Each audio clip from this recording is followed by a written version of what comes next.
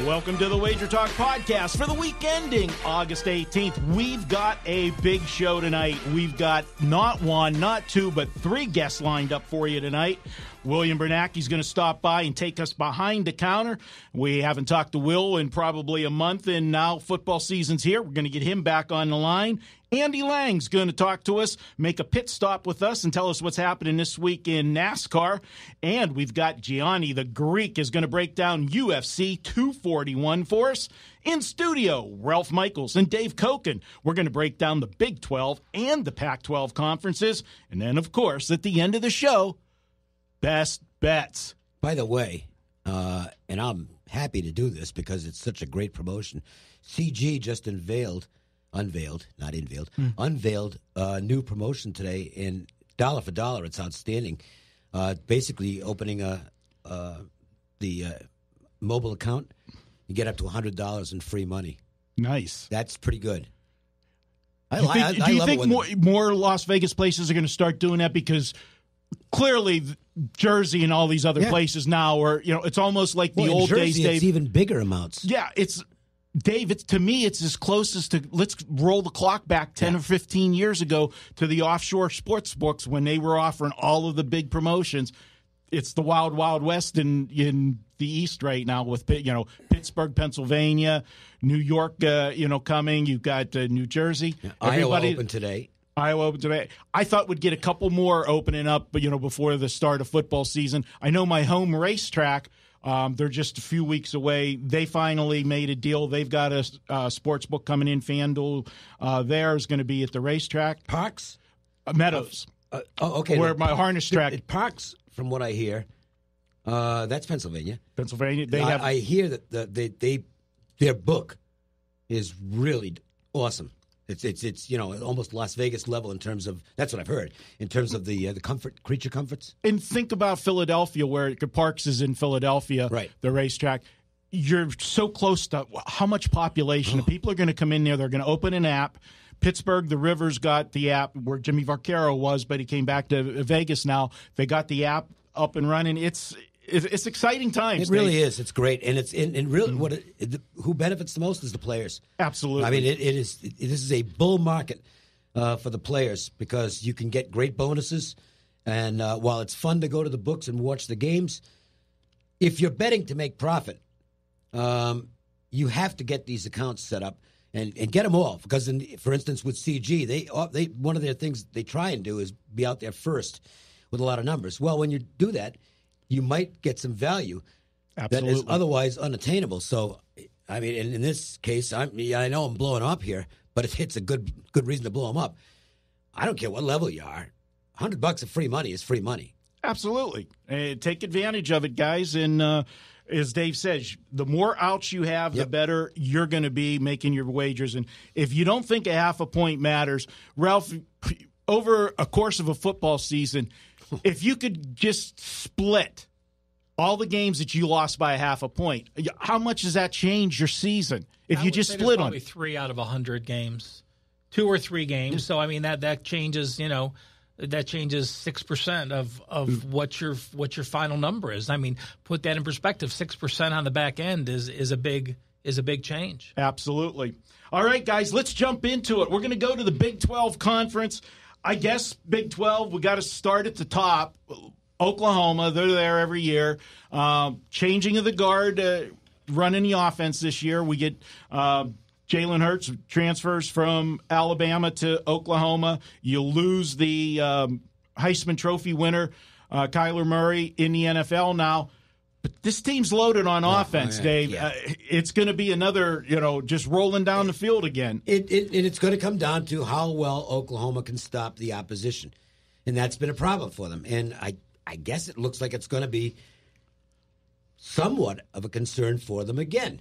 Look, I have Oklahoma on top of the conference. But I think you can make a case. There are a couple of teams who could unseat them. I think TCU is one of them. I think that this is a very good Patterson team, and I think it's his type of team. I'm not saying that they're better than Oklahoma, but I wouldn't be shocked if they end up on top in that conference. It's a possibility. it's also a year where I do think there's a division, more of a division this year between the haves and have-nots in the Big 12 than we've seen in recent years. I think Kansas State is not very good, and I think without Snyder, they're going to be even worse than not very good because he was still a great football coach. West Virginia, it's not like West Virginia is a bad football team, but they just have nothing coming back. And they don't match up well with a lot of teams in this conference. I just don't see how they're going to get more than like 4 wins or something like that. So I think this could be a year where you really see a first and second division, if you will, in the Big 12, Ralph. One thing I do want to bring up with Oklahoma is, they do only return 4 on the offensive side, and the O-line only comes 1 back. Now, that doesn't mean they're bare. They have a couple transfer there that were multi-year Power 5 starters, so they have experience. But we've seen very good offensive lines still need time to gel. They open up with Houston. Yes, they should win. Then they go to UCLA Game 3. But those are still 2 teams that if things don't go right, have the possibility to pull an upset. It's not an automatic that they're going to sweep through their non-conference. Yes, they're going to be heavily favored. Yes, I expect them to win. But when you're bringing in 4 new O-line starters, you always have that issue that you have to be concerned. And they have a big loss already. Trey Norwood, their cornerback, who's already out. So knock off 1 starter. He's out for the year. So we talked about a defense that gave up 450 yards last year is down one of their main keys already this year. I'll tell you one thing that Oklahoma – if you watch a game this year, you're going to hear this a lot. Jalen Hurts to CD Lamb. That's going to be a combination. Wide receiver, sensational year last year. I look for him to have another big year with Oklahoma. The one thing I'll say on the defense is the good news is they brought 9 starters back. The bad news is those 9 starters were part of the worst defense in the Big 12 last year and one of the worst defenses in all of college football. So to make the statement, hey, the defense is going to be improved this year, we're not stepping out on a limb to say that because it really can't be any worse. I want to talk about Texas because I think they're in some ways the most interesting team in the conference. They are being hyped in a big way. Okay, this is the year they're going to break through. We've heard this before. And I'm looking at their roster, and they're going to score points, but I think they might still be Oklahoma light, which means a very good offense, but not as good as Oklahoma's, and a bad defense.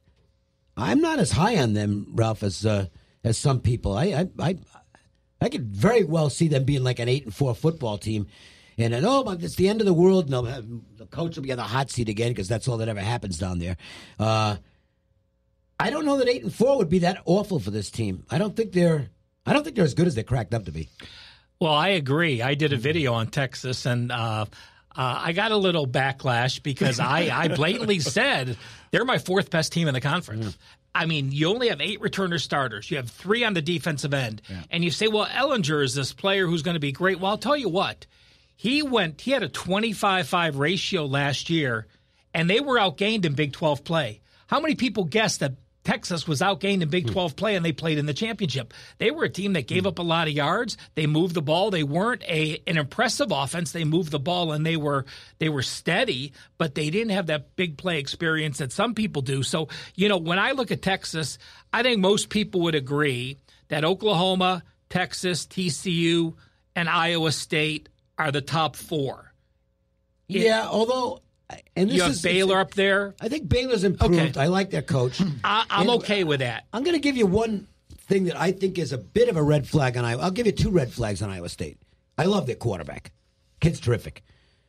And he's got good people around him. But number 1 is the days of Iowa State sneaking up on anybody are done. They are now a high-profile program. And the other one is this. Special teams consistently get overlooked. Nobody pays attention to special teams. Iowa State had a really good punter. I do, and we will when we talk Utah as well. Yeah, he's out for the year. And, in fact, the funny thing is I did a show in Iowa today on a radio station on KJIM, and they're worried about that position because they don't know what's there to replace him. Now, you could be looking at, per punt, maybe 5 to 7 yards of field position. That is going to cost you a game someplace. Yeah, it's 50 yards in a game. That's someone starting, especially in a conference where offense is so important. And you need to make long fields. So that's a problem for Iowa State. Nobody grades punters, but that's a big injury for that team. I just want to go back to Texas one more point on, making the statement that the top 5 teams in the Big 12, we're all pretty much in agreement.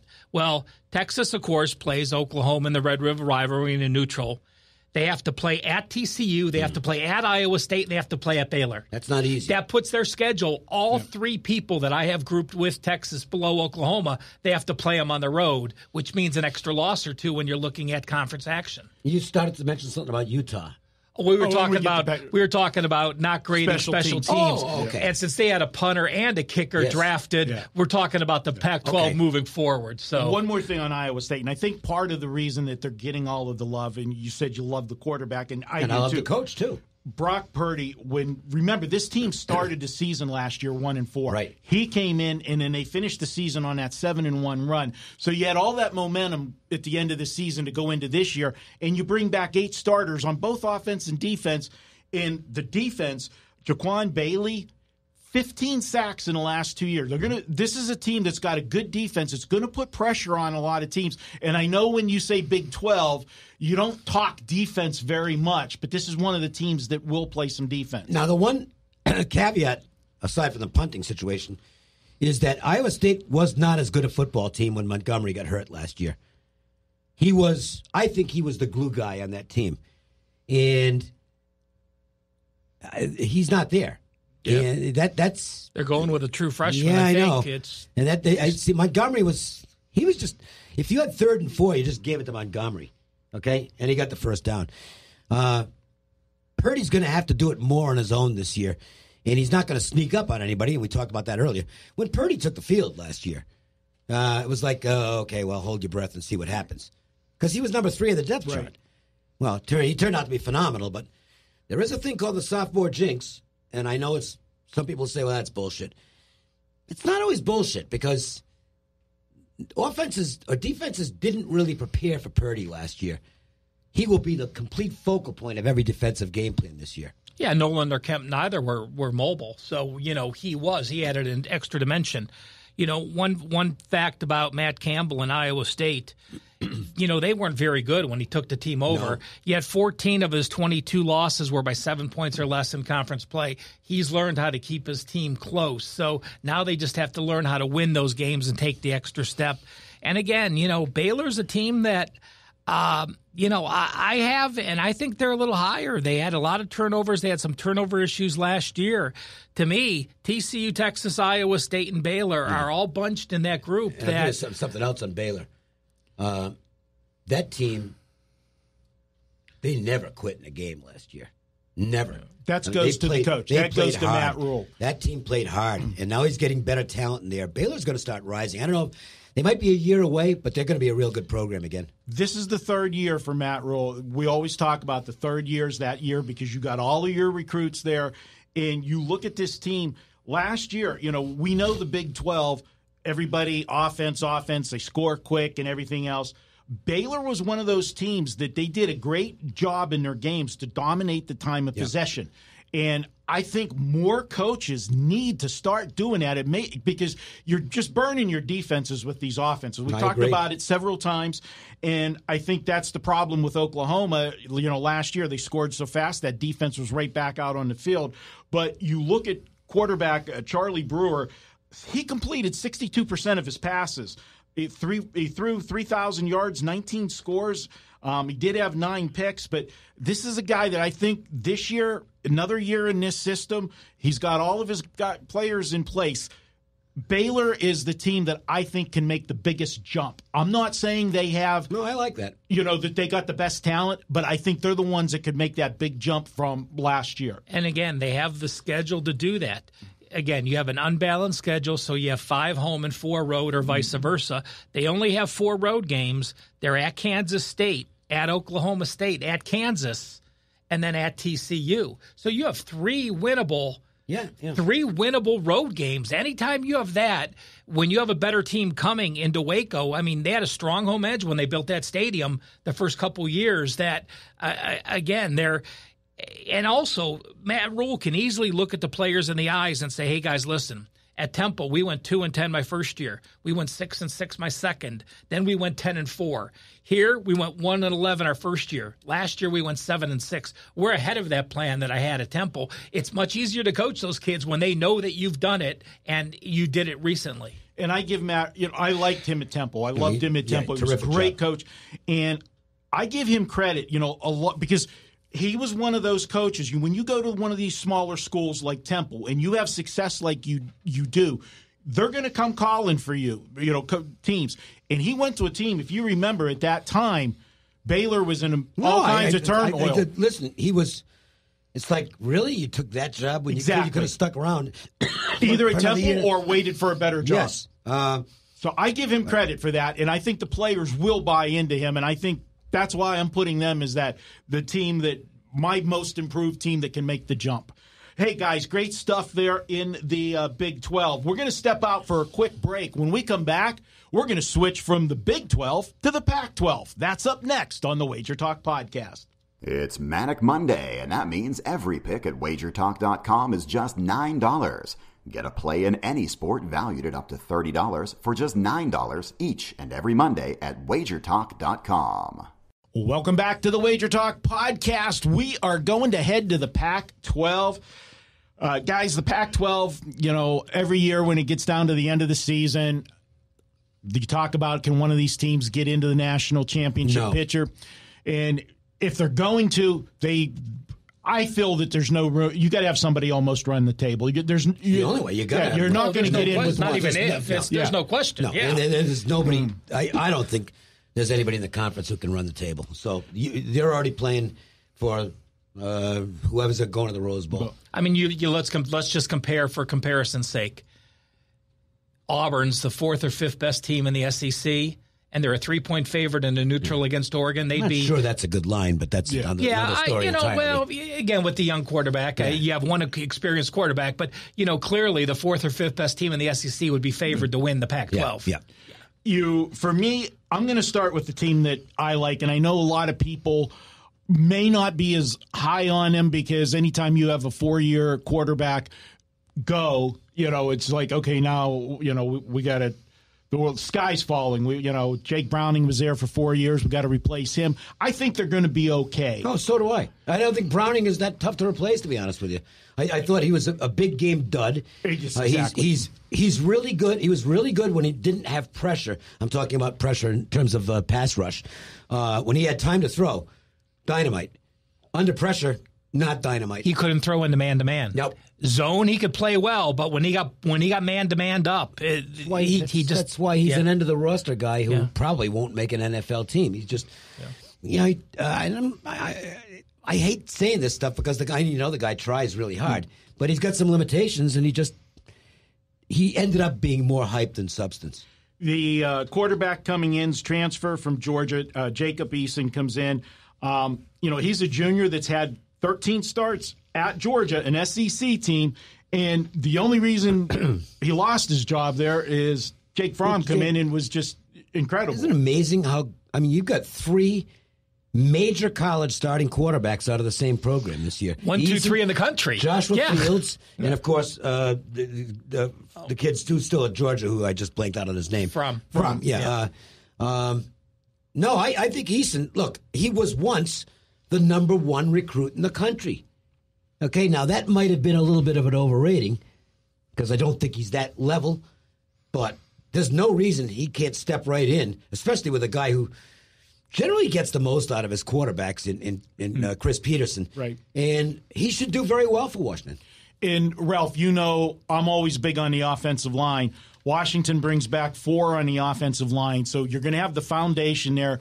I got a quarterback that I'm going to go out there. I don't know that if it's a big leap. I think he's going to put up bigger numbers than Browning did. And, and as you said, Dave, and that was the big knock on him. Name one big game that Browning came through. He just couldn't handle a pass rush and man-to-man coverage. Let me ask you this. Now, since you started with the Washington, does that mean you're picking them?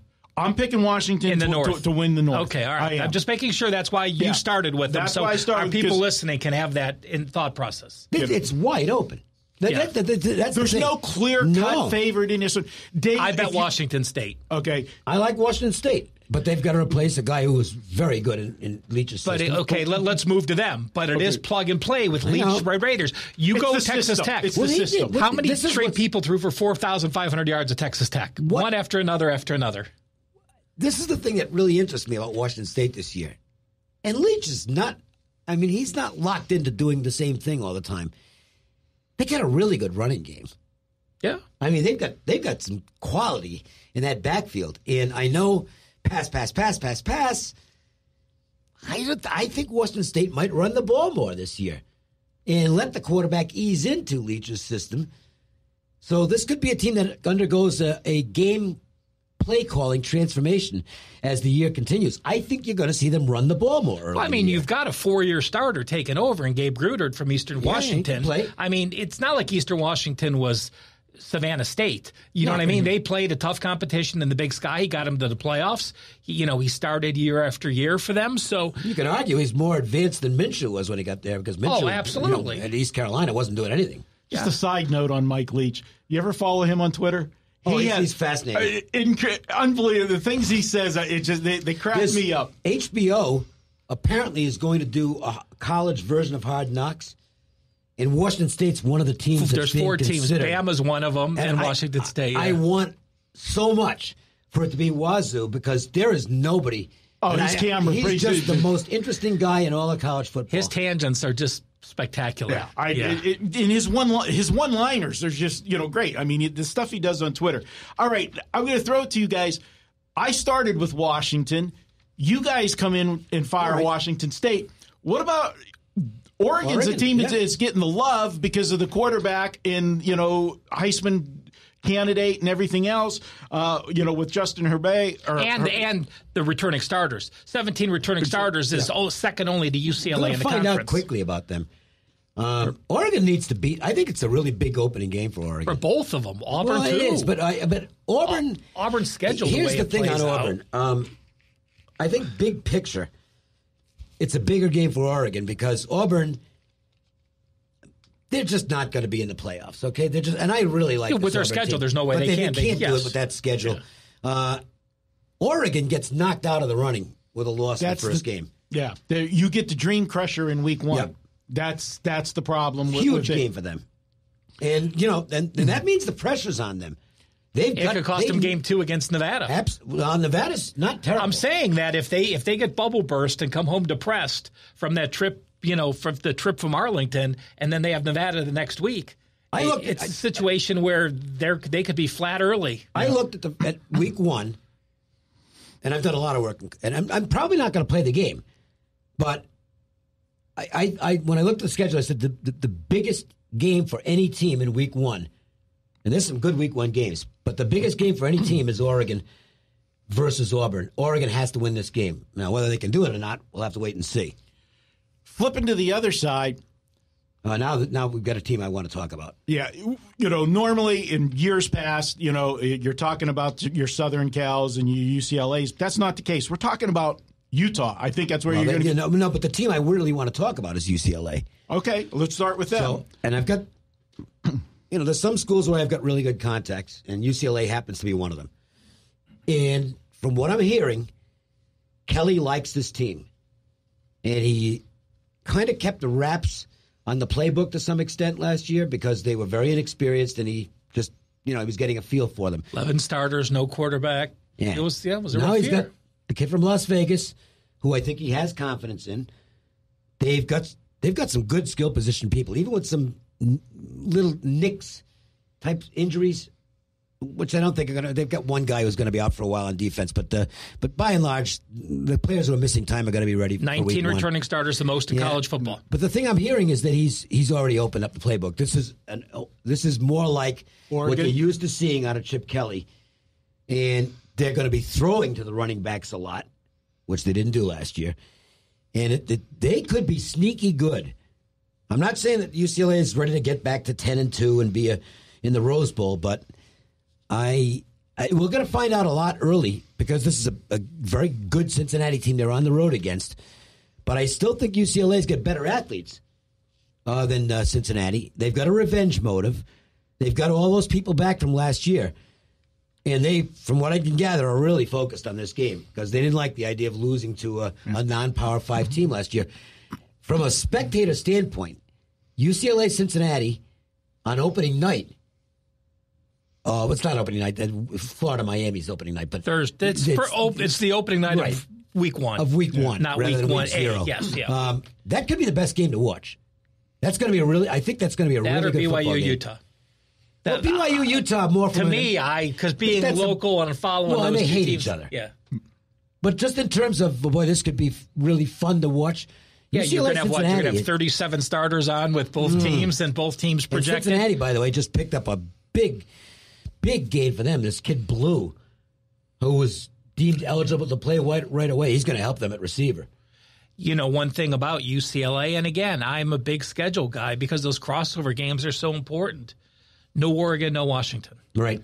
What a difference that is. They could win this division. Yeah, what a difference that is because of that scheduling you have. And that's why a lot of people pick Utah because Washington, no Oregon, no Stanford, two of the top three teams they avoid as well. So now how about the sneaky team?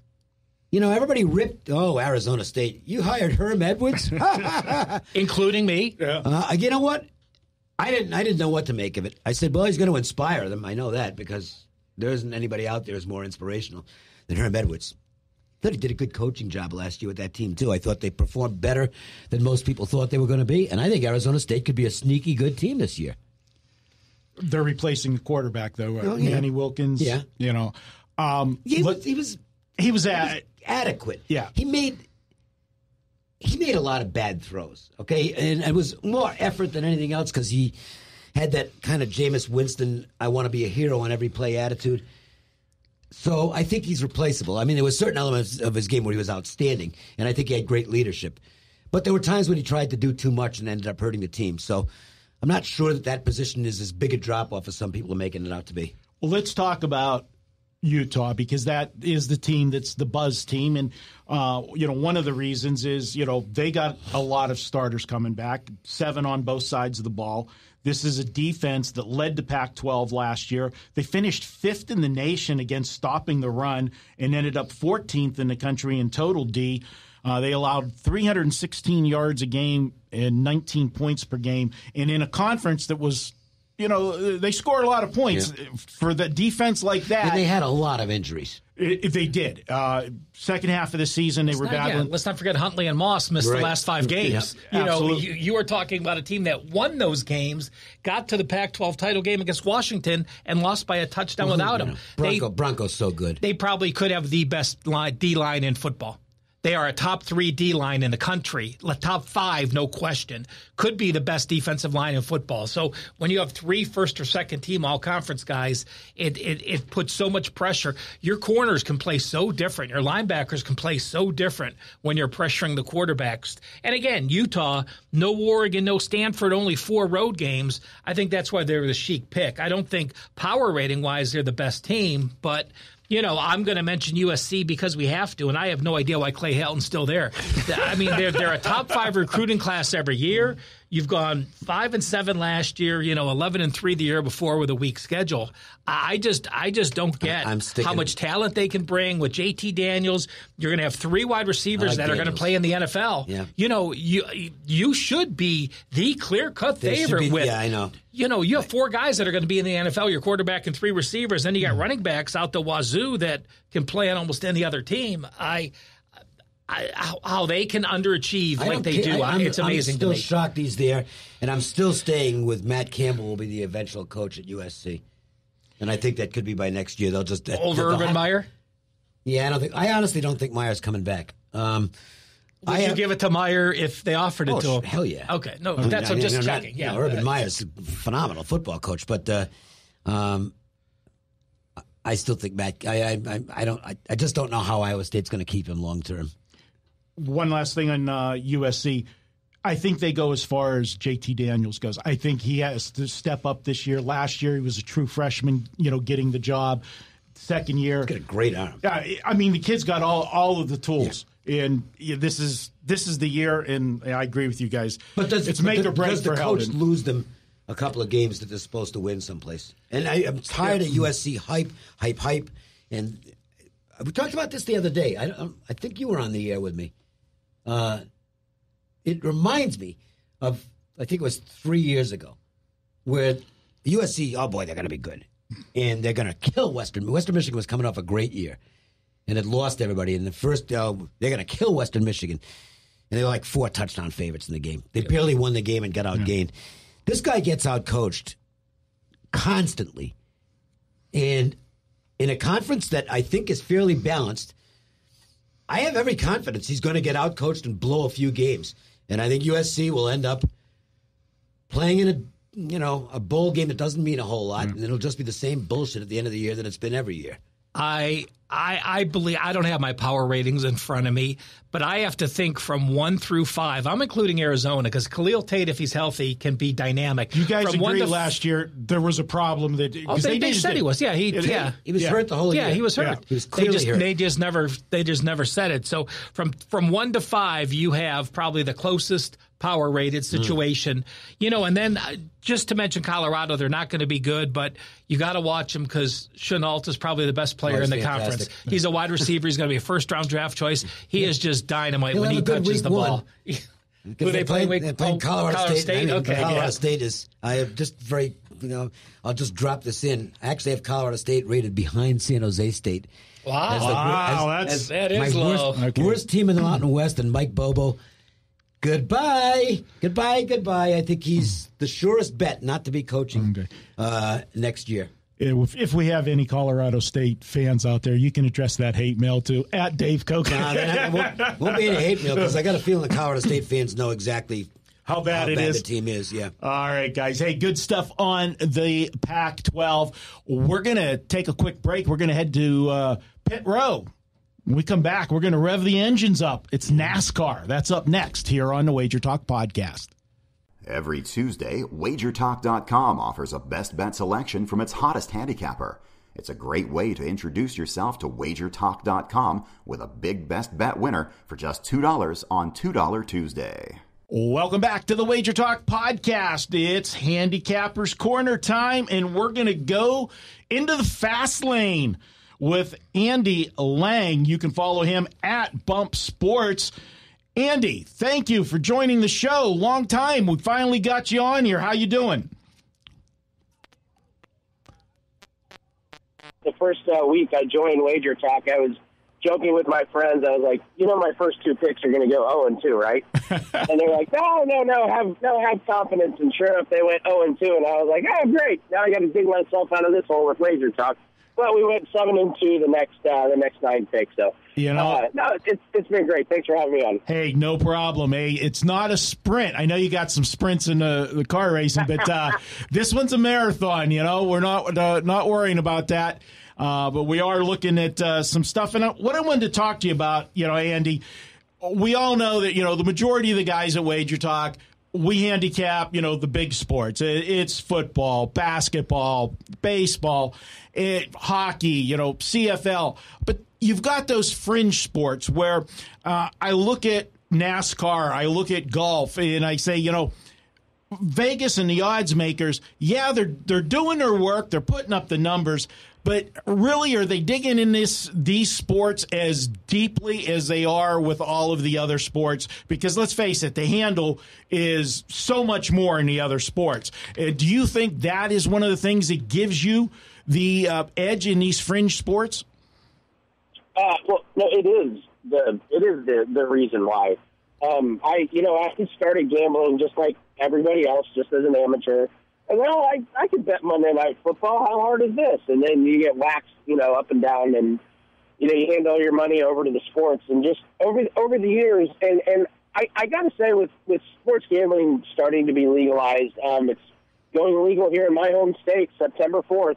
I really think I call them fringe sports. I don't think they're going to be fringe sports very long. The gambling world changes, and it modifies, and it adapts. And I think the smarter that bettors get, they're going to be looking more towards some of these fringe sports. And honestly, it's the world I want to live in. It's the world I live in now with my gambling. I don't bet NFL. I don't bet basketball. I stick to NASCAR, and I stick to golf. And it's one of the reasons why I wanted to partner up with Wager Talk, because you guys do support these fringe sports and you guys see the value in it. And it really provides a great value for clients. And I really think numbers on these fringe sports, like golf, MMA is another one that I think, can be had. I think there's a real value to it, and I think that customers are going to be seeing that as the years go on. Well, take us through. I'll be honest with you. I'm not somebody that follows NASCAR. I wouldn't even know how to begin to start to handicap NASCAR. Give us a little crash course if, we're somebody that's just starting and saying, hey, you know what, I want to try to attack NASCAR. Well, good luck trying to attack NASCAR on your first try. If you're like me, you had a year of bumps and bruises. But what I will tell you is the way that the books come up with some of these matchups, and I live in the world of head-to-head. It's where they put one driver versus another, who's going to finish better. That's where I find all the value. And where I find the value is you have to look at the types of tracks that they're racing on. Most amateurs and most sports books are going to look at how did guys finish over the last 5 races. And I'll give you, this week is a perfect example. The last 5 races in NASCAR has been a really big oval at Michigan, a really big triangle at Pocono, a really big road course at Watkins Glen, and then a really big 1.5 miles at Kentucky. And they're going to look at, well, how did guys finish? The track this week is a 1/2 mile at Bristol. Those finishes are not going to tell you a whole lot about what is going to happen this week on a short track. You have to go back and you have to look at loop data on how guys have finished on the shorter tracks this year. And it's a big mistake that people make. They say, well, this guy's been racing good the last few tracks. Like, yeah, those are big tracks. The engine's different. The crew chiefs adjust differently. The handling's different. The driver's different. And that's the value that I find that I have, is I'm able to look at what kind of track they're racing on, and then I can find the value on it. So that's it. I actually have I can give out a free play. It kind of works really well, so you can kind of figure out how I handicap these tracks if you want. I can give it out to you right now. Andy, go ahead, and then I have a question for you as well. Okay, so this one just jumped off the page, and then you do the research, and all the numbers back it up. So I'm going to take Martin Truex over Kyle Larson. So we get the best of both worlds here. I get a driver that's really hot right now, but a driver that's good on short tracks. So let's talk short tracks, which is what they're racing on. So at Phoenix earlier this year, Martin Truex finished 2nd, Larson finished 6th. At Martinsville, Truex finished 8th, Larson was 18th. At Bristol, Truex was 17th, Larson was 19th. At Richmond, Truex won that one, Larson was 37th. At Dover, Truex won that one, Larson was 3rd. And at Loudon, Truex was 6th, and Larson was 33rd. Kyle Larson has not finished ahead of Martin Truex on any short tracks this year. So when I look at the loop data, I'm looking at where these guys finish, but I'm also looking at where they race at in the middle of the race. Like, if you get lucky at the end and, you get a pit stop worth, that's worth a few spots, that could mean something. But I also look, Truex races near the front on every single one of these tracks. He has all year. And so then I look at how Martin Truex has been lately. He's been good at a road course recently. He's been good at a 2-mile track. He's been good at a 1.5 miles. He's finished ahead of Kyle Larson in 4 straight races. So I get a driver that's been better the last 4 races of the year and on every single short track this year. And that's the value that you can find in NASCAR. And it's going to be a grueling race. It's a long race. A lot can happen on short tracks. But just in those numbers that I gave you, you can see where you can really find the advantage. And that play is only minus 115. Truex should be a massive favorite. He's only minus 115. It's a great play this week. I actually thought about putting it up on WagerTalk as a paid-for play, but I thought, it's my first time on the podcast. We'll give this one out for free. We'll still put it up for WagerTalk as a free play anyway, just so, you get more exposure. I have a question. I am much like Marco where – I watch the Daytona, and then maybe when there's a bigger race on, I throw on the last 10 laps to look who's winning. But, one thing that even I know from Bristol's track is that the Busch brothers are amazing. Kyle has 8 wins and Kurt has 6. What makes them so good at Bristol on the short track? You know, I have a buddy of mine who is a Division I college baseball pitcher, and he tells me, he says, there's sometimes when you pitch and the rubber on the mound doesn't fit your foot good. And sometimes you pitch on a mound and that rubber just feels great. And for whatever reason, Kyle Busch absolutely loves the way that Bristol feels, and Kurt Busch is the same way. Kyle Busch is an absolute terror. Unfortunately, there's no value in his head-to-head matchups. That's why I had to stay away from him. Understood, yeah. Completely understand, yeah. Yeah, but and you see that a lot in NASCAR. There are tracks that guys really, really like. Kyle Busch loves Bristol. Brad Keselowski loves Kentucky. There's just some of these tracks that guys just absolutely flourish at. And it's a really good way to find value as well. Like I said, I just couldn't find value in Kyle or Kurt, but they're definitely going to be in all my fantasy lineups for sure. When I was listening to you breaking down about the size of the tracks, the different tracks, and this being a half-mile track and everything, it reminds me, I own racehorses, and I own harness racing horses, and it's so much different when you race at a mile track to a 5/8 mile track to a half-mile track. The style of the racing is different. You know, on a half-mile track, if you don't have gate speed, that you don't get out of the gate and get to the front and be sitting 1, 2, 3, you generally don't have a shot horse racing wise with the tight turns and, you know, getting where you need to be. And different horses race much better on a bigger track or at a smaller track. It's the same type of thing here. Listening to you, I can see that philosophy. You know, we could talk about lawn bowling, and Marco turns it into a horse racing conversation. So I just want you to know, it doesn't matter what sport we ever talk about. We're going to hear something about horse racing on the episode. You know what? I make a reference to everything because it's, you know, it is there. It's an angle. But before we close it out with you, obviously, you like this sport. This is the one where you've made your niche. You're making your money. What if I had to ask you a couple things why you like it so much? What would you narrow down why this is such a great sport to bet? You know, I want to jump in before you answer because we've had a conversation before. Just give our listeners a brief synopsis of some of the connections you had that got you started in this. Well, I was dating someone who's now my wife. This was probably 11, 12 years ago. And my buddy had got me into a fantasy NASCAR league, and I was doing terrible. I was in last place, and she said, call my dad. So I called her dad. Her dad raced sprint cars for 25 years. And so I started asking him for advice, and within 3 months, we went from last place to first place. I started taking his knowledge and betting it without telling him. Making money, and to finally, after a year, I had to just tell him, you know, Bob, I've been taking your. There's a reason why I call you on Wednesday and I say, hey, who do you like better, Ryan Newman or Bill Elliott? You know, like, he's like, yeah, I thought that was weird. And so he's helped me over the years. He showed me how to bet it, and now I have this database of all these, all the loop data. One of my friend's son is he's a spotter for Paul Menard. My wife's dad knows Jeff Gordon, Tony Stewart. Tony Stewart lives about an hour away from me. So it's one of those sports I just happen to have some connections in. It got me interested, and then I've just been flourishing ever since.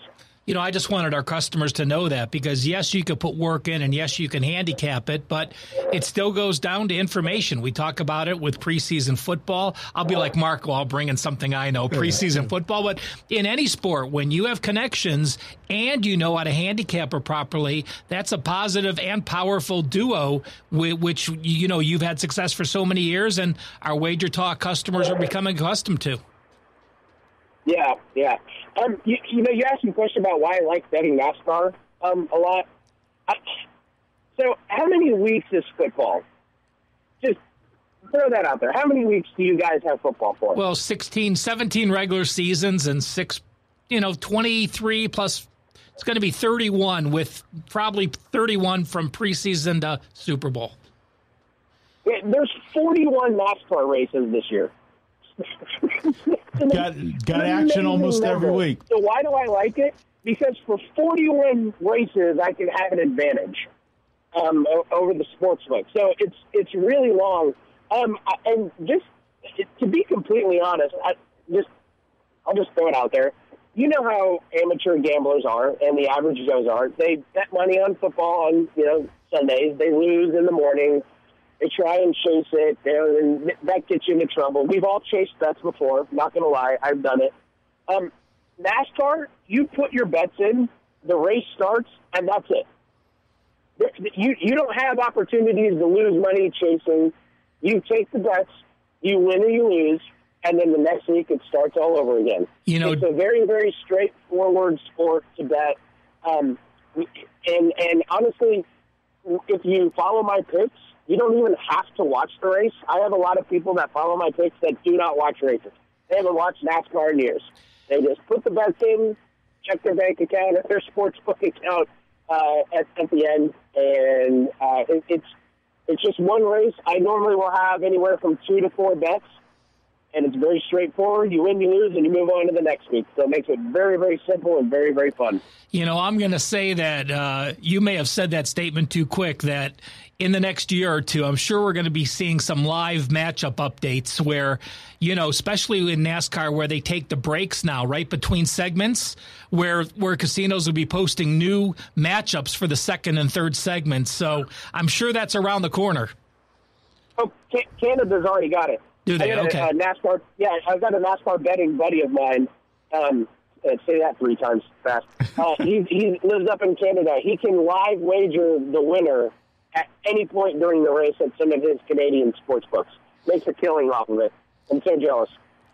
Great stuff, Andy. We'll be touching base with you when we have some of the big races throughout the season, and you can follow Andy. They're all big races. They're all big races. We have an advantage at just about every track. They're all big races to me.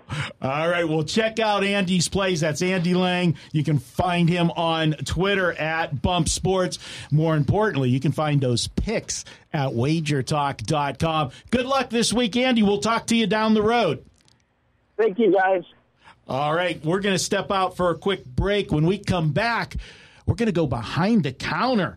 Will Bernanke is going to make his return to the WagerTalk Podcast. That's up next here on the WagerTalk Podcast.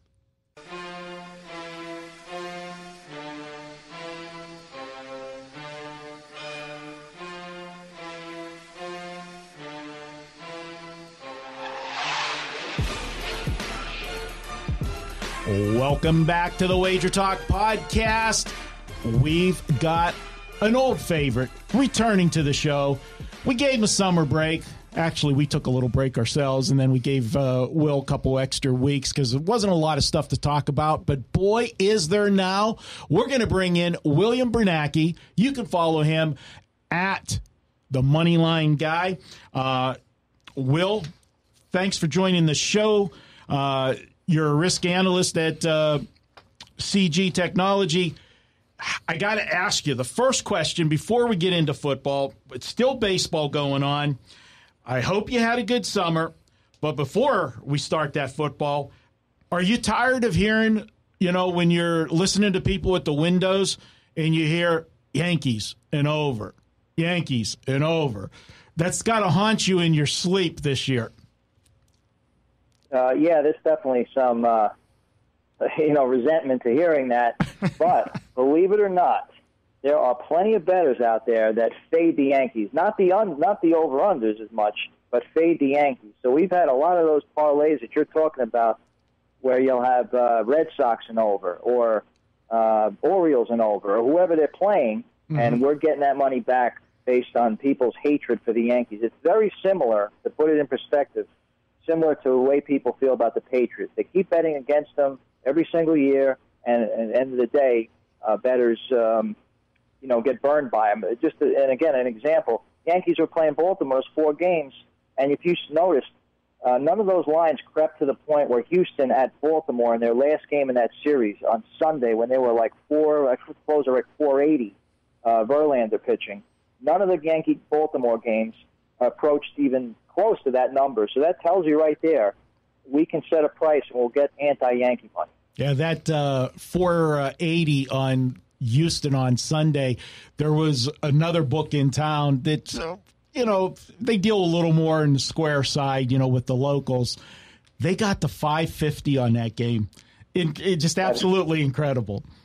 Correct. Yeah. Will, baseball in general, we've had a lot of hot teams, and we've had some teams that just seem to be tanking. How's the baseball been overall for you guys now? Will it start to fade off? Does the baseball volume decrease with preseason, or does it still stay strong in August with the pennant chases? It'll stay strong right up through preseason and of course, college football when all the bigger teams, big-name schools, start off their season. But it's going pretty well.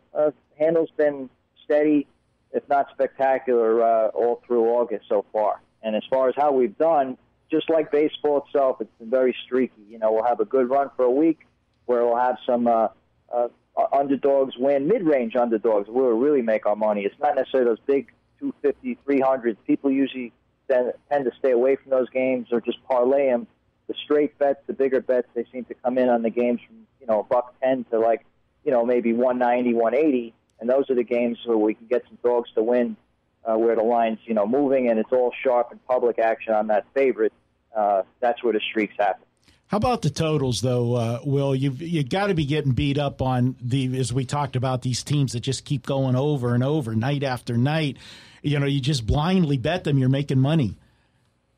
Yeah, the totals have definitely been tough to set the numbers, and interestingly with Colorado's too, their totals had been, especially when they're at Coors Field, they had been going over a bunch of games. And I know against Arizona they had a few here recently that went under, but the Yankees have hurt us with their totals, and even the Red Sox too. A lot of their games have gone over, and especially they play at Fenway.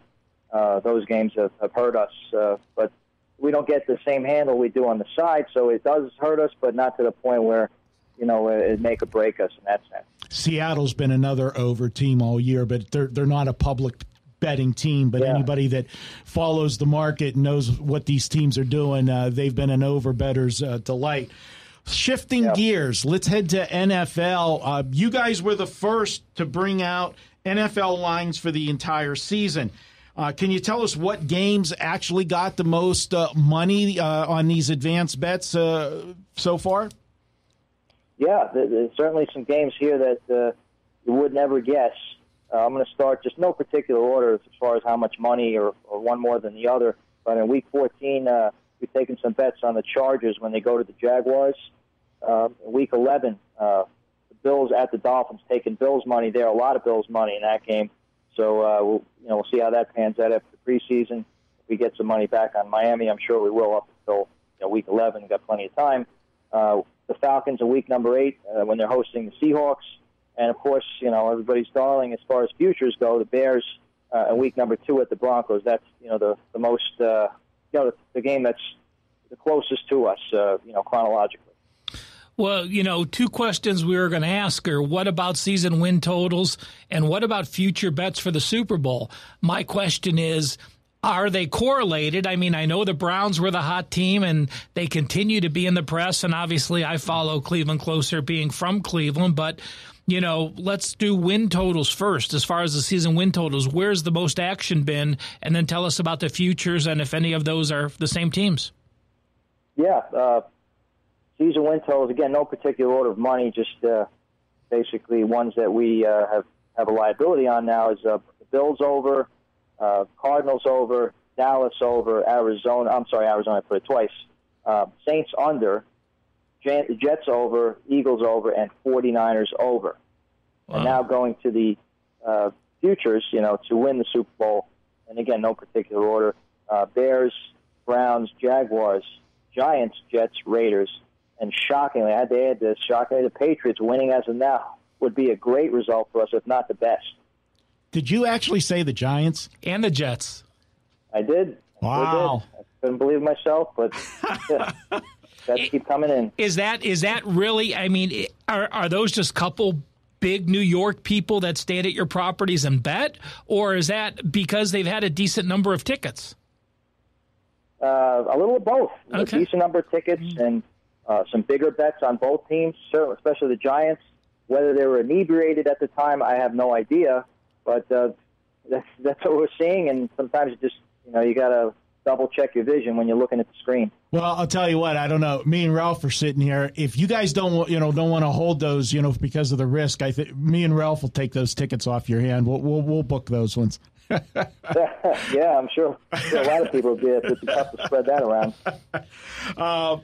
Moving on, Will, shifting to this week's preseason. Well, let's recap last week first. How did the first week of preseason go for the house, and were there any key games that were swing games one way or the other for you?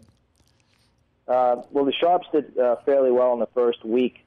Public actually didn't do so well. So overall, it wasn't a very good week for us because the public money was scarce. So the Sharp money is going to outweigh the public money, certainly in preseason. That's just the way it's been for as long as I can remember.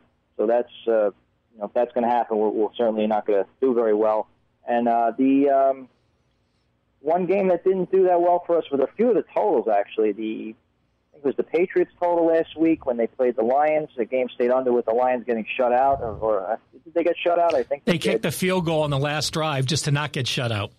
Okay, that's right. And it still stayed under, so even worse. And the Ravens game was a good result for us as far as the side, but the total was a terrible result. A lot of under money in that Ravens Jaguar game, and that stayed on it. Those are two I could just off the top of my head I remember that were. I just have a general question. I mean, last week there were so many games on Thursday, Friday. This week you have it spread out, so I'm going to guess volume's going to be significantly higher week 2, and then week 3 when the starters are playing, I'm going to guess it's even significantly higher with very little week 4, right? Because you're competing against college football. Is that fair to say? Yeah, week 3 being the quote-unquote dress rehearsal for the regular season. Week 4 is basically, just to find out who's going to make the roster. The last few roster spots up for grabs. And, then, like you said, competing against college football.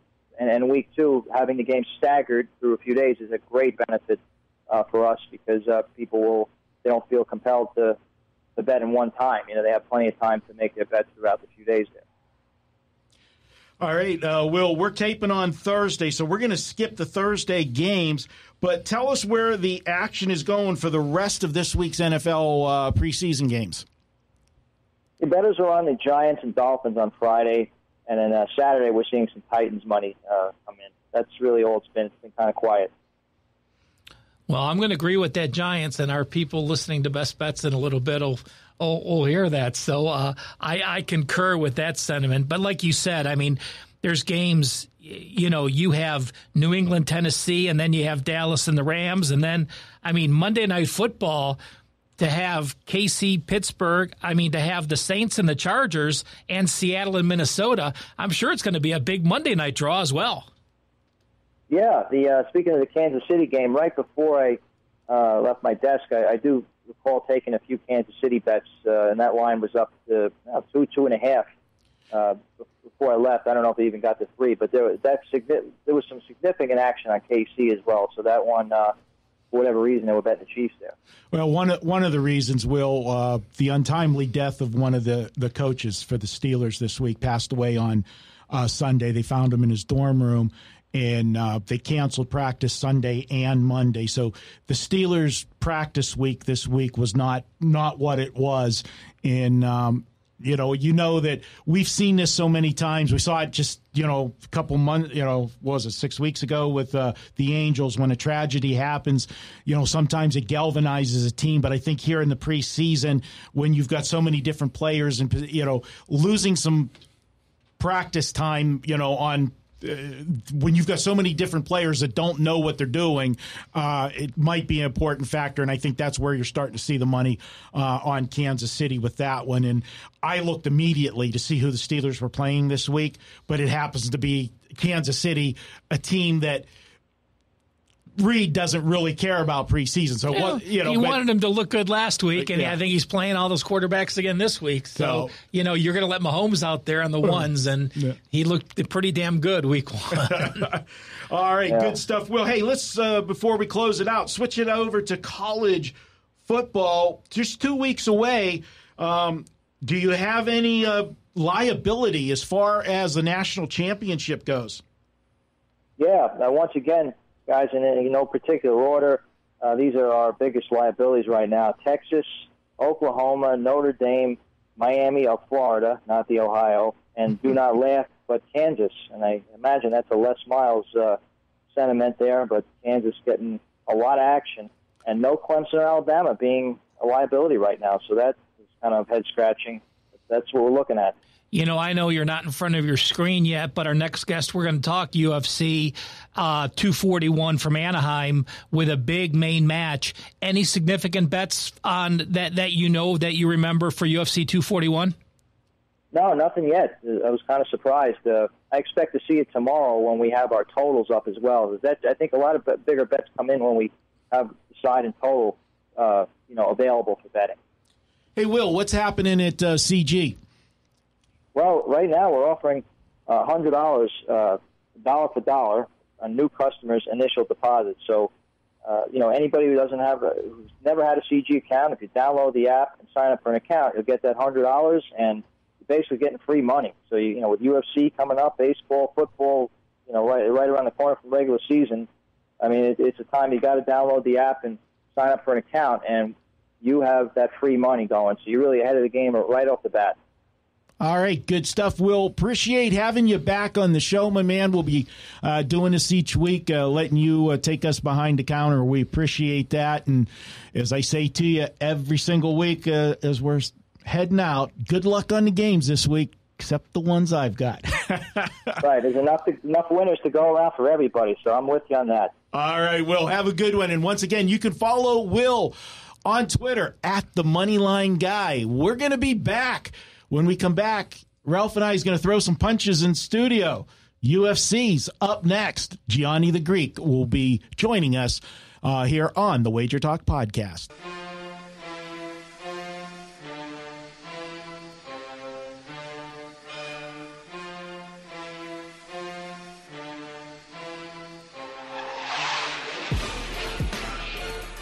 Welcome back to the WagerTalk Podcast. I told you we've got a jam-packed show tonight, and we're not done. We've got one final guest. We saved him for last. He's the headliner tonight. It is Gianni the Greek. You can follow him on Twitter at Greek_Gambler. My man, you can call him Ace. You can call him VR. You can call him Gianni. He answers to them all. How you doing? Never better, Marco. Busy time, man. It's football. I know you're getting ready for it as well. We have that new show we're going to launch. I know you're doing most of the work on that. And a UFC card this Saturday, so it's busy time, but couldn't ask for anything more. Yeah, Ralph's in studio with us, Ace. And let's talk, before we get into UFC 241, about that new show. Let's tell our listeners about it. Those of you that have followed Ace and myself over the years, we've been a part of a podcast. We've done it every year, NFL Megapod. We did that with Gil Alexander, and we want to tell Gil, we appreciated the opportunity that we had to do the show with him. It just this season, everything here at Wager Talk, we keep adding more stuff. We're trying to do more content. I don't know that how much more we can do. Sites loaded with tons of videos, podcasts, everything for people to check out. But Ace, me and you, we wanted to take the reins off a little bit and take that show, notch it up a little bit. It's going to kind of be the NFL on steroids. I don't want to get us suspended or anything, 4-game suspension, but we're going to ramp it up. I'm excited about doing a show. It's going to be the every week NFL. Kelly Stewart is going to host the show for us, and nothing against Gil, but looks-wise, I know Gil, the ladies like him, but he's not Kelly. Come on.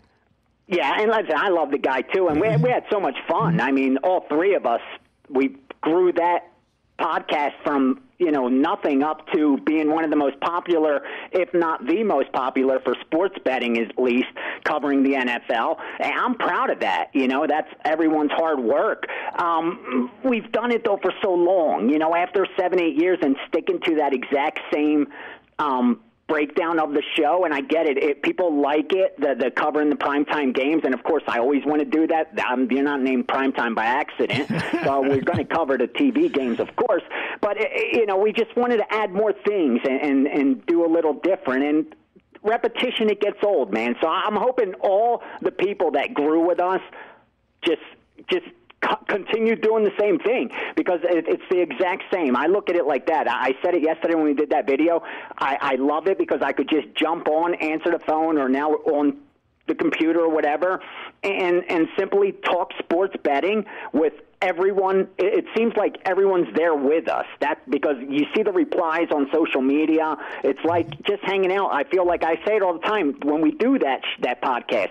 I feel like I was talking with my friends back in Philly when we would just hang out at a card house or somewhere at the track, and just that exact same conversation we have in podcast form kind of, happens there. So I'm looking forward to it, man. I'm excited. It's going to be fun. We'll be doing, some of the things that we did on the old show, and we're going to add some twists to it. And the big thing is we're going to be able to, open it up a little more and, be funny. Me and you, we've got a great rapport together, and we'll be punching back and forth jokes at each other, and Kelly will be interjecting in there as well. It's going to be a fun show. I'm looking forward to it. Been working on it. We're working on the logo right now. The final logo will be done here in a day or two, and all I could say is, it doesn't matter, VR, whatever form it is, you always come out looking so good, and it's pissing me off. I'm thinking about calling the logo company back and, having them draw some doodles on you or something, okay? Put some zits on me. All right, let's get into UFC 241. You know what? Ralph and I are here together, combining all of our knowledge on UFC between the two of us. We still have none. Okay? So that's why we got you on here. Tell us about UFC 241. I know there's a major title fight here, or the headlining card. You tell us about it. Tell us if there's any value, any bet you want to share with us. The stage is yours. You're in the ring, buddy. Thank you, sir. Yeah, this is a huge card. Honestly, it is probably going to do the most betting volume, just because there's so many competitive fights. You don't have many minus 400 and 500 favorites. In fact, you only have one. Everything else is, there's probably like 6 or 7 fights that are below minus 170. And for fights, that's very competitive to have one person just that much favored. So it's going to be a great card. And I think you'll see some upsets, and I look at it like the sports books are probably going to end up doing well because of the betting volume. This sets up as a great rematch, this main event. You're talking about Daniel Cormier, who's 12 straight wins as a heavyweight, second in history to ever do that, fighting Stipe Miocic, who has the longest winning streak as heavyweight champion, who had defended it 3 times prior to Cormier beating him. Now, this is all great, and I love discussing breakdown of fights and prediction of fights, but the truth is, and I'm really learning this dealing with the MMA betting industry, the people that bet it and the fans that follow it. Analysis is nothing more than guessing. I can't stress that enough. And 9 times out of 10, even when you make a prediction and bet it, even if you win that bet, the fight didn't go or the game didn't go like your prediction anyway. You cashed the ticket, so you assume it did, but more times than not, it's not going that way. To make money betting sports, you got it.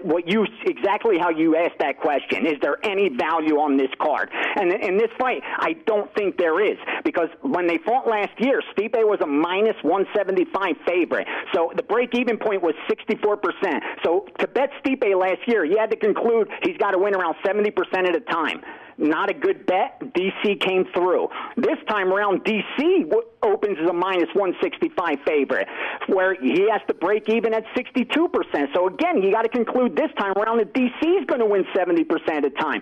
Something I can't do. But I don't think there's enough value on Stipe because there's so many trends against going on the guy that lost the first one blindly just since 2012, if you bet every winner of the first in the rematch for every UFC event that there was a rematch, since 2012, you're 42-18, 70% over 60 bets. If you go all the way back to UFC 1 and just took the winner of the first and the second one, you cash 62% of bets. Now, again, real quickly, if the guy's favored like DC is, it's close to 80% of the time they win. If it's a title fight in the first and the second, like this one is, it's close to 85, 86%. So again, all those trends favor DC. He already beat them. I think he does again, but the price isn't right, so there's no value. And you touched about sharing a fight that there is value, so I'll say it real quick. I did the video with you where I shared the Corey Sandhagen bet, and because I think that's a really good bet, and it was 160 yesterday, and it's up to like 190 today, so it looks like the market agreed with me. So instead, I'll share another bet that I really like, and I think the line's going to move as well. Manny Bermudez, I bet him minus 120.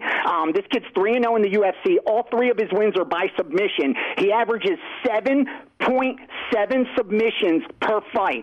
One of them, he's going to catch you. This kid is so good when he gets a hold of you. So I think you bet him at minus 120, and you even bet that the fight doesn't go to distance. It's a bantamweight fight, and 6 out of 10 times those do go to distance because they're lighter weights. They don't knock each other out.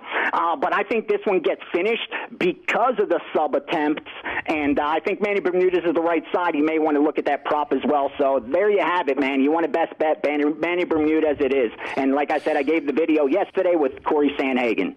Hey, VR, I'm looking at one account that I have minus 140. Is there still value at that for Bermudez? There is, because okay. I thought that I would still bet him up to that 150 range. I thought he would win this fight 7 out of 10 times. So I'm willing to break up to 60% of the time, because maybe it'll be around 65, 60, a little around there that he should win this fight. Maybe not exactly 70, but well above that range where you could lay that price. I was really surprised it came out that low. We just had Will Bernanke on from CG Technologies, and he was talking about the volume increases greatly when they start putting the totals out. Now, between the fights, between the over-unders, and between the other prop bets of will the fight go the distance type things, which of those three scenarios do you feel there is the most value in? Oh, my God, you nailed it. What you just said, I had the most problems yesterday. We went down to Westgate to do all those videos with Marco and Kelly and Teddy Covers. And they usually will book a big parlay from me. Even if I want 7 fighters, 8 fighters, they'll let me bet it. I wanted to bet. I said, I'm going to take a shot on this UFC 241. I liked it for weeks. I said, I'm going to put a 2-dime parlay in, and I tried to get a dime at Westgate. They wouldn't even take it. They took a nickel. And then I went to Cantor Gaming, Cantor Fitzgerald at the Palms, and they're like, no, we will only take $100. And after the weigh-ins, we may take more. I'm like, are you kidding me? Then I went up to 3, and the same thing. No, it's before the weigh-ins, we'll only take $100. So they're so worried to take betting action prior. No wonder it's coming afterwards. To answer your question, I think the best bet there is the side. I really do. The method of victory, there's a lot of good bets, I think, on this card. I actually placed 5 different ones on method of victory with a couple nice plus bets, because you do get a plus bet, because it is kind of not an easy bet to win, because in MMA, it's not just you win the fight. There's a lot of different ways you can win the fight, whether it's by decision, whether it's by submission, whether it's by referee stoppage, a KO, a TKO. And because of that, it makes that bet a lot tougher to cash. But if you look for some good plus money, I think you could make some money doing that. Or just some of those where it's not going to go to distance. More times than not, believe it or not, those minus 300 ranges do well. You make money betting them in MMA, because most people want to put up a little money to win a lot, Ralph, as opposed to a lot to win a little. Kind of like in prop bets for the Super Bowl, how we see they stay away from the chalk. And believe it or not, some of the best value comes on some of that chalk above 200 in MMA, where usually you would think, no way do I want to lay chalk. Yeah, I was just on a podcast, and someone asked me about 200 favorites in baseball, and I said, well, if you are laying 200 and the team should be 260, you have 60 cents worth of value. There's nothing wrong with betting a 200 favorite. There could be value in a 200 favorite. Same thing you're saying. If you're making your line and a fighter should be 450 or minus 500 and they're 300, you're still getting $2 worth of value, and it is a good bet. Thank you. Please repeat that every show. Make that the mantra. I can't say that enough because casual bettors, real recreational bettors, Ralph, guys that hardly bet, maybe one sport or one time a month, they don't realize that. They equate value with underdogs, with plus money, with putting up 50 to win 300. Like, they think that's value. They don't equate it with the simple, definition of value is what's the implied probability, what's the true probability of it happening. If there's a difference there, you have value. If the book's telling you it's minus 150, that's a 60% shot, and you concluded, you know what? No, the Yankees got a 70, 80% shot. I'm comfortable laying up to minus 250. VR, I just want to expand on that one thing further. You can't know if there's value unless you do your power ratings or you know the sport enough to do your own line. So there's only a handful of people that really know if there's value or not, and that's the difference. People perceive value, like you said, with a dog or getting monies back for 100, but when you're making a line or you're power rating any sport, be it baseball, be it football, there's no difference in saying, I think the line should be -9. We're only laying -3. There's 6 points of value. Same thing as making a favorite. Like you said, in the UFC, you're good enough to know the fighters. I'm sure you make your own line. A fighter would be 500 and 300 is great value. That's exactly what I do, and the only thing I look at, and I learned from other sports, because the MMA bettors believe that it's because it's two guys fighting, it's different. That MMA, I got that on Twitter so many times. If you see, you don't understand, MMA betting's different. MMA betting's different. I've been betting 30 years, so many different sports. They're all the same. It's a betting market. It's the same odds makers. It's the same sports book we're walking into. Granted, maybe some of the bettors are different depending on sport by sport, but it's pretty much the same how the market works and how you make money betting sports. And as much as I love talking about how I think the fight's going to break down and what I like the strengths and weaknesses of each fighter, at the end of the day, what only things that matter is which of the data is actually predictive. Like, what's going to help you create a strong power rating? And that's exactly how I do it. Like I gave out on that video yesterday, Corey Sandhagen, the reason I did, Ralph, this is exactly how you would do it with college basketball. The UFC rankings have Corey Sandhagen as number 9, and they have his opponent as number 4. I actually have Sandhagen as number 3, and his opponent at number 6.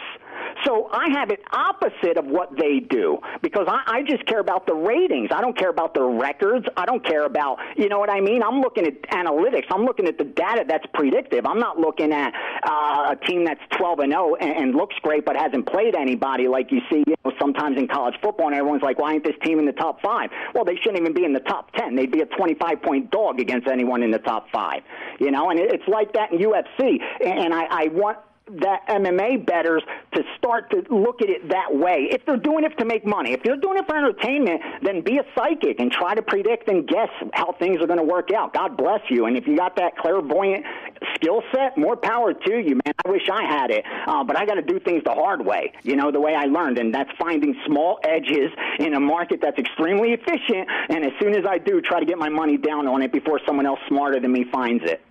VR, I know you cover boxing as well, and I want to ask you a question. I know it's like a long-standing thing with boxing that on fight night, you get a rush at the windows where people that are maybe going to the fight or watching it at pay-per-view or going somewhere at a bar to watch it, they want to bet it, but they go to the window and they ask the line, and they find out that the favorite's minus 240.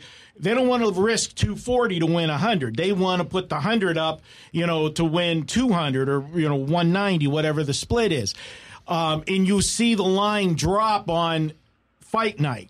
Does that happen the same in MMA, UFC fights where you see that? And then right before the fight, you would see a lot of times in boxing, the sharps after the squares come in and brought the line down and created value from them, come in and pound the favorites a lot of times. Marco, you nailed it, and that's why I try to explain. It's the same. It's a market like every other where the same things happen. And just like in boxing, where we saw that with the Mayweather effect. From 2005 to 2015, if I'm not mistaken, you could have cashed 15 to 20 bets on Floyd Mayweather, and every one of those times, except one, I believe, the line went against him, meaning it opened at minus 800 and it went off at minus 600. It went that way at the end when it closed. And I know guys that got wealthy over those 10 years by just continuing to parlay that money, something you're not supposed to do, just because they realized that he was such a definite, that him fighting in Las Vegas, as long as he was fighting in this city, he was already up 2-0 on the scorecards, which simply means his opponent, if he couldn't knock him out, which you're not going to do against the best defensive fighter in maybe boxing history, but definitely in our generation, you're not going to knock him out. So you got to win a decision against him. Good luck doing that, being down 2-0 against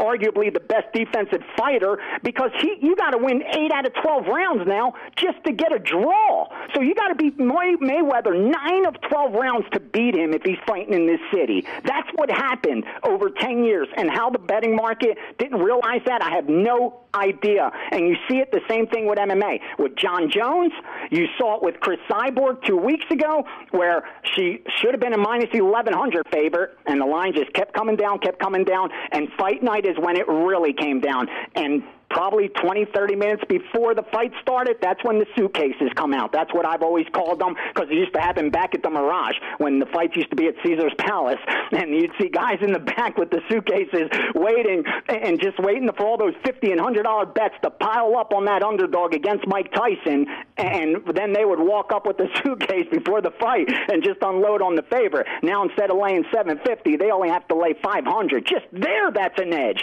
That's reason enough for them guys to bet it, let alone that the handicap and everything else makes sense. So absolutely, it happens all the time, and you could make money just doing that. Just not even handicapping MMA, sitting back, looking for that big chalk, that line's going to drop, because there's some trends where it's going to drop so low that just the trend alone makes it profitable, let alone the line value that you're getting.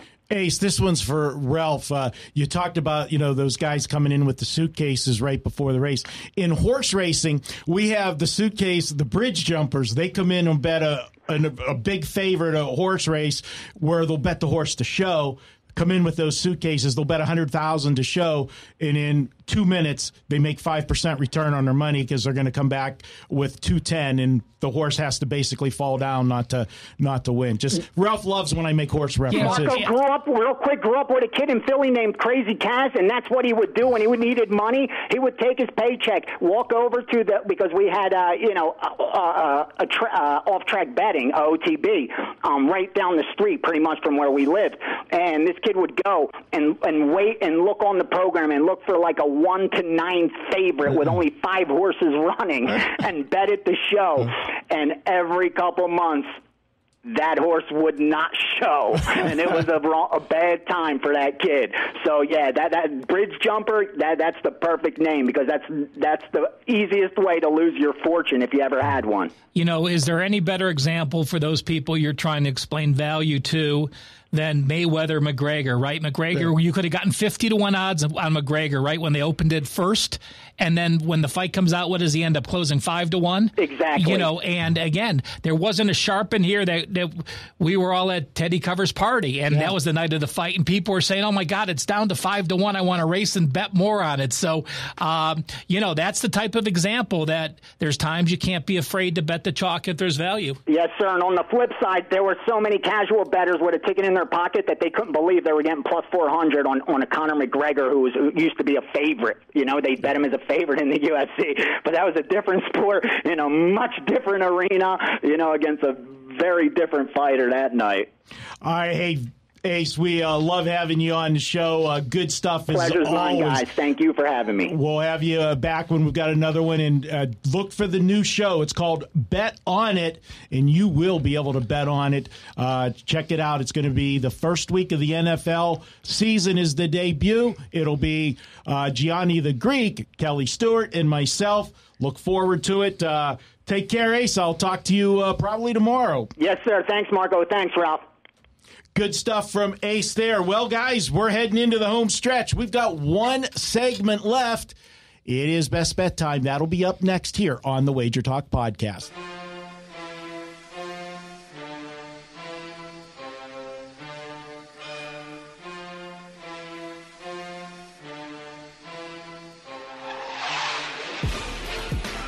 Welcome back to the WagerTalk Podcast. It is the home stretch. We are turning for home. Time for best bets, Ralph. Marco, it's got to be football season. If you and I are both giving out best bets, absolutely has to be football season. And I want you to start, Marco, because I know you have an incredible special for our listeners. Take it away. Tell them what you're going to give them. We are going to give them a special deal tonight.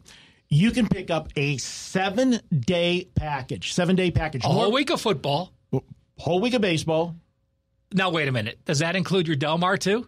If they got it worked out where the All Access gets it, because we were having some problems with that, they will get that, too. Fair question, though. I will have Del Mar Friday and Saturday. There's a big race Saturday. You've got the Pacific Classic, so you'll have that.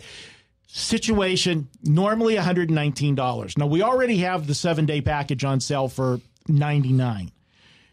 A 3-day package, Ralph, is $59 at WagerTalk. I'm going to do you better. I'm going to give you 7 days for less than the price of 3 days. This is an absolute no-brainer. You can pick up my 7-day package for just $49. If 5% play is $40, right? Right. Yeah. You're going to get the other 6 days for $9. Awesome. No-brainer. Head to WagerTalk right now. Put in coupon code MD49. That's MD49. That will get you my 7-day all-access package for just $49. I want to get you on board. I want you to see what's happening with football and baseball and get you ready for the regular season. No better way to do it than this week. 7 days, $49. All right, Ralph, since I'm talking already, I'll go ahead and give my best bet. We'll make you wait a second. I'm going to go preseason football. I'm going to go to my hometown team, Pittsburgh Steelers, but I'm not going to take the Steelers. Guys, this has been a really rough week on the Steelers. They had untimely death at training camp. They hold camp at St. Vincent College in Latrobe, Pennsylvania. I've been there many times. Very close-knit community there. And Sunday, the wide receiver coach, Daryl Drake, passed away at age 62. They found him in his dorm room at St. Vincent College. Just an absolute total shock to the team. They canceled practices on Saturday or on Sunday and Monday. Now, it's only 2 days missing practice. But, Ralph, we've seen in other times when a tragedy happens, a team rises up to the occasion. It's a big thing. This is a little bit different in preseason. Yeah, based in baseball, when it happened to the Angels, they had a day of mourning. The team played, and they rallied the next day. Yeah. To sit for this period of time, to go through that mourning process, I agree with you, and you need to practice in football. Yeah. You can't just not practice and all of a sudden practice at that level again. And then on the flip side of it is Kansas City's a team that Andy Reid not a lot of times, cares about preseason football, but he has said that the starters are playing. Ralph, you saw the first half was the story, yeah. And to me, with the situation with the Steelers and with Kansas City going to play the starters the way they're going to play, this is just a bad spot for the Steelers. We've seen a shift in the line. It has gone to Kansas City -2.5. We're taping on a Thursday night. Go ahead and I still grab see that. twos. There's still twos out there, yeah.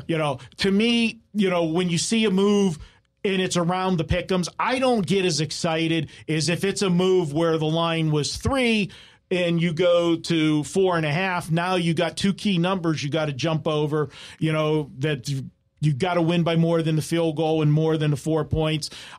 This is a spot here. I'm going to go ahead. I'm going to take Kansas City. I just think it's a bad spot for the Steelers. And Mike Tomlin, on the flip side, he did win a preseason game last week, but he's not a guy either that cares about preseason football. It was a game. I'm going to mention my preseason guide because I update the stats.